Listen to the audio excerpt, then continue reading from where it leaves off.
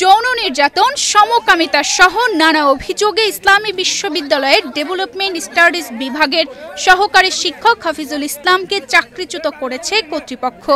এতে খুশিতে মিষ্টি বিতরণ করেছেন বিভাগটির শিক্ষার্থীরা। 1 জুলাই মঙ্গলবার দুপুরে বিশ্ববিদ্যালয়ের রবীন্দ্র নজরুল কলা ভবনের সামনে এই মিষ্টি বিতরণ করা হয়েছে। সরজমিনে দেখা যায় শিক্ষকের চাকরি যাওয়ায় শিক্ষার্থীরা মেতেছে উল্লাসে।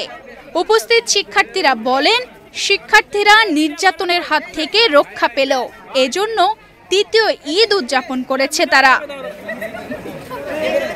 স্টুডেন্টরা এক হয়ে চাইলে সমস্ত কিছু করতে পারে, অসম্ভবকে সম্ভব করতে পারে।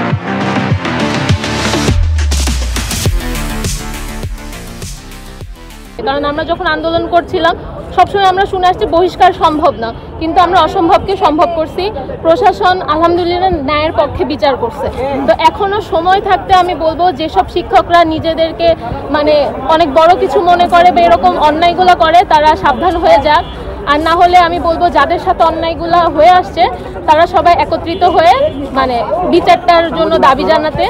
আর দ্বিতীয়ত যে প্রতিক্রিয়ার কথা যদি বলি, আমরা এটা আমাদের কাছে বছরে 3 নম্বর ঈদের মতো। কালকে থেকে নিউজ শোনার পর থেকে আমরা সবাইকে ঈদ মোবারক।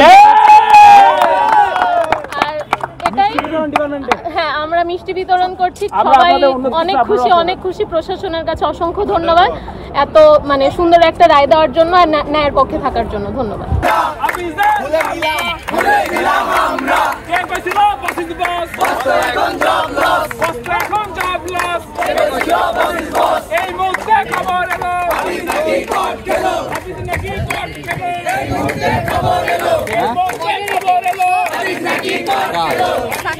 সাকিবের না আজকে দিচ্ছে।